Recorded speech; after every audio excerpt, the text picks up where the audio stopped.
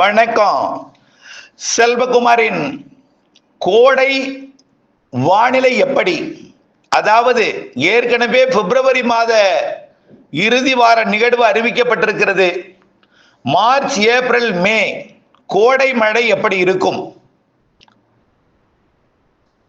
2026 பிப்ரவரி 13 வெள்ளிக்கிழமை அதிகாலை நிலவர வானிலை பதிவு.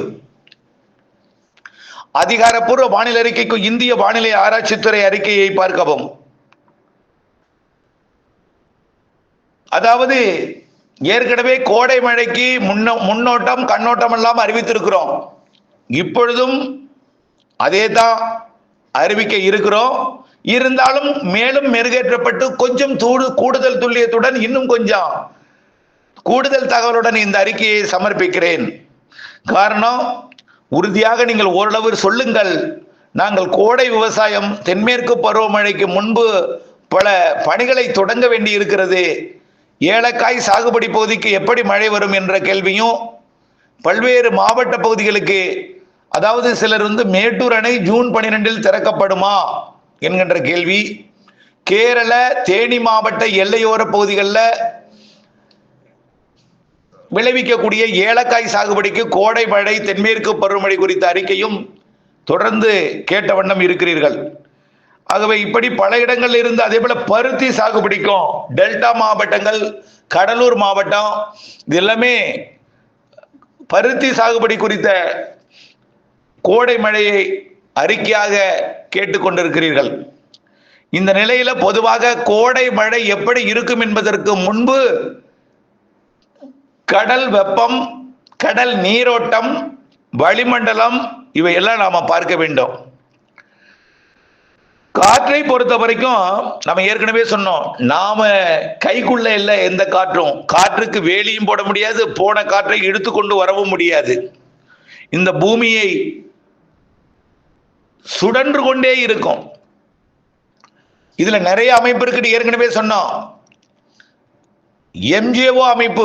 எம்ஜேஓ என்பது மேடன் ஜூலியன் ஆக்சிலேஷன் என்றாலும் இதை பெயரை தான் பிறகு கேள்விப்பட்டிருக்கிறோம். ஆனால் ஆரம்ப காலத்தில் 1991க்கு முன்னாடி கூட, வானிலை அறிக்கை தொடங்கிய பிறகு 90க்கு பின் கூட, அதற்கு ஆய்வறிக்கையில் இருந்த பொழுது கூட இந்த மேடன் ஜூலியன் ஆக்சிலேஷன் என்பதை நாம் அறிந்திருந்தோம். ஆனால் அதை பெயர் வைத்து அழைக்கப்பட்டது அப்புறம்தான் அறிந்தோம். அந்த எம்ஜிஓ அமைப்பு இப்பொழுது இந்த மாத இறுதியில மார்ச் மாதத்திலையும் நிலநடுக்கோட்டு இந்திய பெருங்கடலுக்கு வர இருக்கிறது, வந்துவிட்டது. ஆகவே இதன் காரணமாகத்தான் இப்பொழுது நிகழ்வெல்லாம் வருகிறது. அது என்ன? Maiden Julian oscillation. நிலநடுக்கோட்டுக்கு தெற்கே இருக்கக்கூடிய நீராவியை வடக்கே அனுப்புவது, நிலநடுக்கோட்டு இந்திய பெருங்கடல் காற்றை தன் பக்கம் கட்டுப்படுத்தி ஈர்ப்பது, அதாவது நமக்கு சாதகமாக நீராவியை வழங்குவது. மழை தரக்கூடிய நீர், அதாவது நீராவி தான் நீராக மாறும், நீராவி தான் மேகமா மாறும். நீராவியை வழங்கக்கூடிய அமைப்பு தென்னரை கோளத்திலையும், அதாவது நிலநடுக்கோட்டு இந்திய பெருங்கடலை ஒட்டி அந்த நிகழ்வுகள் பம்ப் பண்றதான், பம்பு தான் ஒரு சிஸ்டம். அதே போல அந்த சிஸ்டம் இல்லைன்னா கூட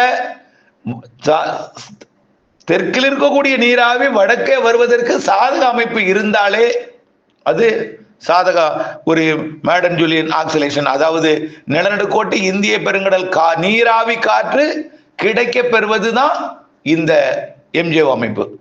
இது கோடையில விலகினாலும் மீண்டும் மீண்டும் வரும் என்று தெரிகிறது. அது மட்டும் இல்லாம இந்த நிலநடுக்கோட்டு இந்திய பெருங்கடல் வெப்பத்தை பார்த்தீங்கன்னா, முதல்ல இந்த வங்கக்கடல் வெப்பத்தை பார்ப்போம். பொதுவா வங்கக்கடல் வெப்பம் 26 டிகிரிக்கு மேல, 29, சில வருடங்கள்லாம் 29, 30 டிகிரியோட பருவமழை நிறைவடைஞ்சிச்சு. இந்த வருடம் என்னாச்சுன்னா, குளிர்காற்றை ஈர்த்து ஈர்த்து கடல் மேற்பரப்பை தொட்டுக்கொண்டு பயணித்துக் கொண்டிருந்த அந்த குளிர்காற்று கடல் வெப்பத்தை குறைத்தது. கொல்கத்தா கிட்ட 24 டிகிரி தான் இருக்கு இப்போ. அப்படியே வந்தீங்கன்னா 25, 26 தான் இருக்கு ஒடிசா கடல் வரும். அப்படியே ஆந்திர பிரதேசம் விசாகப்பட்டினம் வந்தா 26 தான் இருக்கு கடல் வெப்பம். நேரா வந்தீங்கன்னா நெல்லூர் வரைக்கும் கூட 26 தான் இருக்கு. அப்புறம் பார்த்தீங்கன்னா தமிழ்நாடு கரையை ஒட்டி வந்தாதான் 27 மாறுது. அதுவும் சில இடத்துல 26 கூட இருக்கு, 26 இருக்கு, 27 இருக்கு. அப்படியே டெல்டா கரை வர வந்தாதான் 27 பரவலா இருக்கு. இலங்கையை ஒட்டி 27 இருக்கு. அப்புறம் 28 மாறுது இலங்கைக்கு தென்கிழக்கே கிழக்கே எல்லாம் வெப்பம் செல்சியஸ்ல. இலங்கைக்கு தெற்கையும் 28. ஆக அரபிக்கடல் பக்கம் போனீங்கன்னா குமரிக்கடல்ல 28, அரபிக்கடல் போனீங்கன்னா 29 மாறுது. நல்லா பாத்தீங்களா? அப்போ கல்கட்டா 25 தான், 24 தான், கொஞ்சம் கொஞ்சமா வந்து 28 மாறுது இலங்கை தமிழ்நாடு ஒட்டி. குமரிக்கடல் 28. இப்படி இருக்கையில இந்த வெப்பம் அரபிக்கடல் பக்கத்துல கொஞ்சம் கூடுது. இது நம்ம ஏற்கனவே நாம் அறிவித்திருக்கிறோம், அரபிக்கடல் வெப்பம் உயர்கிறது என்று. அப்போ இது எதுக்கு சாதகம் சொன்னோம்?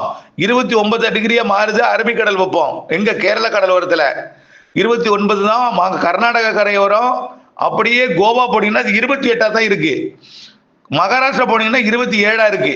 ஆனா குஜராத் பக்கம் போனாதான் 25, 26 மாறி இருக்கு. ஆகவே அங்கேயும் வெப்பம் உயர்ந்துகிட்டு தான் இருக்கு.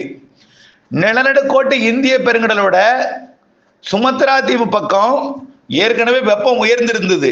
இப்போ அந்த நீரோட்டம் திசை மாறி சோமாலியா பக்கம் திரும்பி இப்போ அரபிக்கடல் கூட தெற்கு பகுதியில் வெப்பத்தை உயர்த்தி கொண்டிருக்கிறது. அப்ப இதுதான் என்ன சொல்றோம்? இப்ப நடுநிலை ஐஓடியா மாற போகுது. இன்ன வரைக்கும் சோமாலியா பக்கம் தான் வெப்பம் கூடுதலா இருக்கு. 30 டிகிரி இருக்கு சுமத்ரா தீவு அருகே. இந்த 30 டிகிரி வெப்பம் தான் இந்த நிகழ்வுகளை உருவாக்குவதற்கு சாதகம் இருக்கு. ஒட்டுமொத்தமா பாத்தீங்கன்னா பசிபிக் பெருங்கடல்ல பிலிப்பைன்ஸ் கிட்ட 30 இருக்கு. அதுக்கு அடுத்தபடியா எங்க 30 இருக்குன்னா இந்த சுமத்ரா கிட்ட தான், வங்கக்கடலோட தென்கிழக்கு பகுதியில தான் 30 இருக்கு. பாக்கி எங்கேயுமே தாய்லாந்து வளைகுடாவில் 30 கிடையாது. 29 இருக்கு தெற்கு தாய்லாந்து, அதாவது ஜாவா ஒட்டிற்குள்ள பகுதி சிங்கப்பூருக்கு தெற்கே. அதே போல ஜாவா ஒட்டியெல்லாம் 30, 29 இருந்தாலும் பரவலா 30 இல்லை, 29 இருக்கு. பிலிப்பைன்ஸ் கிட்ட தான் 30 இருக்கு. ஆகவே பசிபிக் பெருங்கடல்ல ஆசியா பக்கம் அதாவது நம்ம சொல்லக்கூடிய லானினா என்ற பகுதி 30 இருக்கு. ஆனா அமெரிக்க பக்கம் 27, 28 தான் இருக்கு. இன்ன வரைக்கும் லானினா தான் தொடருது. எல்னினோ உருவாகவில்லை. எல்னினோ உருவாவதற்கான சாதகம் இருப்பதாகத்தான் உலக வானிலையாளர்கள் தெரிவித்திருக்கிறார்கள். ஆனால் இதுவரைக்கும் கடல் வெப்பம் எங்க நீரோட்டம் எல்லாம் எங்க இருக்குன்னா அதிகமா ஆசிய பக்கத்தான் இருக்கு. நீரோட்டம் அமெரிக்க பக்கத்தில் இருந்து ஆசியா பக்கம் தான் கடத்தி கொண்டு வருது. ஆக வெப்பம் தொடர்ந்து உயர்ந்து கொண்டுதான் இருக்கு ஆசிய பக்கத்திலே தவிர சற்று குறைந்திருந்தாலும் அமெரிக்க பக்கத்தை ஒப்பிடும்போது ஆசிய பக்கம் வெப்பம் கூடுதலாகத்தான் இருக்கிறது. ஆகவே ஒட்டுமொத்தமாக நம்ம போய் சீனா பக்கத்தையும் தைவான் பக்கத்தையும் பார்த்தீங்கன்னா குறைந்திருக்கும். ஆனால் நாம இரண்டு பக்கத்தையும் ஒப்பிடும் பொழுது இன்னும் ஆசியா பக்கம் பிலிப்பைன்ஸ் பக்கம் உயர்ந்துதான் இருக்கிறது. ஆகவே இதுவரைக்கும் லானினா அமைப்பு தான் தொடர்கிறது. ஒருவேளை உலக வானிலையாளர்களின் கணிப்பின்படி அது எல்னினோவாக மாற வாய்ப்பில்லை, நடுநிலையாக மாறலாமே தவிர அது எல்லாம் சமமா இருக்கும். வெப்பம் ஒட்டுமொத்தமா ரெண்டு பக்கமும் மொத்தமா பசிபிக் பெருங்கடல் சமமா இருக்கும், நிகழ்வுகள் இருக்கும். ஆகவே அதுல எந்த பிரச்சனையும் இல்லை. அதாவது நிகழ்வுகள் உருவாவதற்கு சாதக அமைப்பு தான் இருக்கு. தென்சீன கடலும் தாய்லாந்து வளைகுடாவும் அதே போல சுமத்ரா தீவு கடற்பகுதிகளும் சாதகமா இருக்கு. நீரோட்டம் வலுவா இருக்குங்க. பசிபிக் பெருங்கடல் இருக்கிற நீரோட்டத்துக்கு சரி சமமாக அதை விட வலுவான நீரோட்டம் தான் நிலநடுக்கோட்டு இந்திய பெருங்கடலில் இருக்கு. இதுதான் இந்தியன் ஓஷன் டைபோல்ங்கிறோம். அதாவது அது பாசிட்டிவ் ஐஓடியா நெகட்டிவ், இந்தியன் ஓஷன் டைபோல் பாசிட்டிவா நெகட்டிவா என்பதை விட இப்பொழுதைக்கு தொடர்ந்து நடுநிலையாக மாறி இருப்பதற்கும் நடுநிலை என்று சொல்வதிலேயே வலுவான இந்திய பெருங்கடல் வெப்பம், அதாவது நிலநடுக்கோட்டு இந்திய பெருங்கடல் வெப்பம் உயர்ந்திருக்கிறது என்றுதான் சொல்லணும். இதெல்லாம் எதுக்கு சாதகம்னா கோடை நிகழ்விற்கு சாதகம். ஆக இப்பொழுதைக்கு ஒரு நிகழ்வு வந்திருக்கு. இதனால தூறல் சாரல்லாம் இப்பொழுதைக்கு திருநெல்வேலி மாவட்டத்தோட ராதாபுரம் பகுதிக்கு கொடுக்க வாய்ப்பு இருக்கு. தூத்துக்குடி மாவட்டம் திருச்செந்தூருக்கு தெற்கே கொடுப்பதற்கு வாய்ப்பு இருக்கு லேசான மழை. இந்த மழைக்கு பிறகு ஓய்ந்தாலும் மீண்டும் அடுத்த மழை 20ஆம் தேதி வந்து 28ஆம் தேதி வரை அடுத்தடுத்த 2 சிஸ்டம் தமிழ்நாட்டின் கரையை ஒட்டி இருந்து விலகி மழை வானிலையை கொடுக்க போகுது. இது அறுவடை விவசாயிகளுக்கு அச்சுறுத்தல், உள்ளே ஆங்காங்கே மழை பொழிவையும் கொடுக்கும், எல்லா மாவட்டங்களுக்கும் மழை பொழிவையும் ஏற்படுத்த போதுன்னு ஏற்கனவே சொல்லி இருக்கிறோம். இதற்கு அடுத்தபடியா மார்ச் மாத முதல் வாரத்திலும் நிகழ்வு இருக்கிறது. மார்ச் மாத முதல் வாரத்தின் பிற்பகுதி. சரி, முதல் வாரத்துல முற்பகுதி இருக்காதா அப்படின்னு கேட்க கூடாது.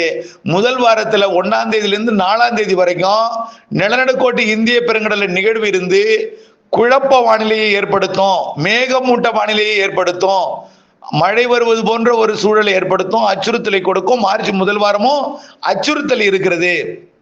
மழைன்னு பாத்தீங்கன்னா 2வது வாரத்தில இருந்து 3வது வாரம், 2வது மற்றும் 3வது வாரத்துல மழை வானிலை அடுத்தடுத்த 2 நிகழ்வுகள் கொடுக்கும் என்று எதிர்பார்க்கப்படுகிறது. இதுல மழை எப்படி இருக்குங்கிறத விட சில பேர் வெயில் எப்படி இருக்கும்னு கேட்கிறாங்க. வெயிலை வைத்து காலிஃபிளவர் சாகுபடி இருக்கு. வெயில் அதிகமா இருந்தா காலிஃபிளவர் சாகுபடி சரியா அமையாது. காலிஃபிளவர் சாகுபடி இருக்கு, இன்னும் கொத்தமல்லி சாகுபடி இருக்கு. வெயிலை வைத்து வெயில் அதிகமா இருந்தா கோழி பண்ணை இதெல்லாம் இருக்கு, நிறைய பிரச்சனைகள் இருக்கு. வெயில் அதிகமா இருந்தா சில மாற்று வியாபாரத்தை தொடக்கலாம்.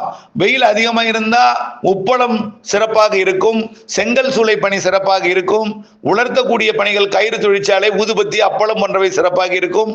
மழை அதிகமா இருந்தால் விவசாயம் இருக்கும். அதே அறுவடை நேரத்தில் அதிகமா இருக்கக்கூடாது. இவையெல்லாம் வானிலை ஒட்டி இருக்கு. சில பேர் வட இந்தியாவில் அதிகமாக மழை பெய்யுமா, தென்னிந்தியாவில் எப்படி மழை இருக்கும், இதெல்லாம் கூட கேட்கிறாங்க. அது தொடர்பாக அடுத்ததாக அறிவிக்கிறேன்.